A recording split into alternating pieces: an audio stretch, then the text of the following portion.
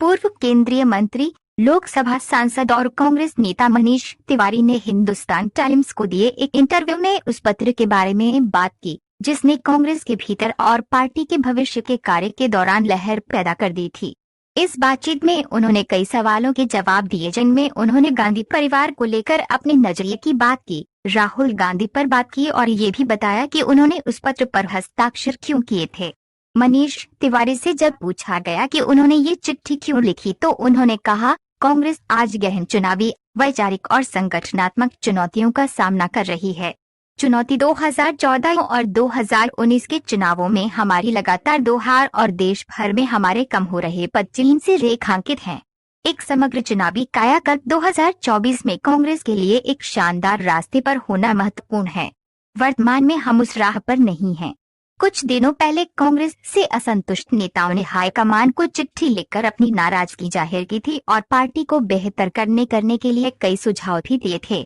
धर्मनिरपेक्षता पर सवाल उठाने में असफल इस बात को ध्यान में रखते हुए हमने मनीष तिवारी से पूछा, पार्टी में किस तरह की वैचारिक चुनौतियों का सामना करना पड़ रहा है। तिवारी कहते हैं कि फिलहाल सेक्युलरिज्म का सवाल सबसे अहम है, लेकिन क्या कांग्रेस धर्मनिरपेक्षता की सर्वोत्तम संभाव के रूप में व्याख्या करने को तैयार है या फिर कोई और तरीका पार्टी अनैतिक आकर्षण का मुकाबला कैसे करती है। इसके अलावा तिवारी कहते हैं, राष्ट्रवाद ने चुनौती को और बढ़ा दिया है। हम ये स्पष्ट करने में असफल रहे, हमारा राष्ट्रवाद भाजपा की जासूसी और बहिष्कारवादी पेशी से असीम रूप से श्रेष्ठ है। विडंबना ये है कि कांग्रेस ने स्वतंत्रता संग्राम का नेतृत्व किया, जबकि दक्षिण पंथियों ने उपनिवेशवादी के साथ सहयोग किया। ये आश्चर्यजनक है कि हम अपनी खुद की विरासत को उपयुक्त बनाने में असफल हो रहे हैं। गांधी परिवार पर विश्वास खो देने के बारे में तिवारी कहते हैं कि ऐसा नहीं है, गांधी परिवार से उनका भरोसा अभी खोया नहीं है।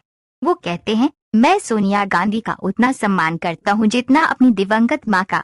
उन्होंने हमें 19 सालों तक गरिमा, संवेदनशीलता और संभाव के साथ हमारा नेतृत्व किया और 2 संप्रक सरकारों को बनाने और दिशा देने के लिए वही जिम्मेदार थी।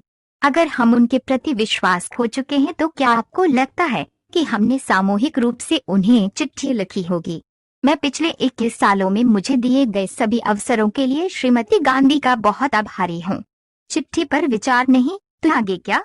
उनसे हमने ये भी पूछा कि क्या राहुल गांधी आपके टारगेट हैं, तो उन्होंने इसे मूर्खतापूर्ण विचार बताकर खारिज कर दिया। मनीष तिवारी से पूछा कि अगर इसके बाद भी आपकी चिंताओं पर विचार नहीं किया गया तो अगला कदम क्या होगा। इस पर बहुत संभल कर तिवारी कहते हैं, हम आंतरिक रूप से लगातार अपनी बात रखते रहेंगे। पार्टी को यह पहचानना होगा कि हर बार जब किसी मुद्दे को झंडी दी जाती है तो वह सहमति नहीं होती, बातचीत की स्थिति बहुत कम होती है। यदि आप बहस और चर्चा नहीं करने जा रहे हैं तो आप विभिन्न मुद्दों पर पार्टी की स्थिति को कैसे परिष्कृत करेंगे। हम जल्द ही संसद सत्र शुरू करने वाले हैं। भारतीय क्षेत्र में चीन का कब्जा है। सरकार वास्तव में बंट गई है।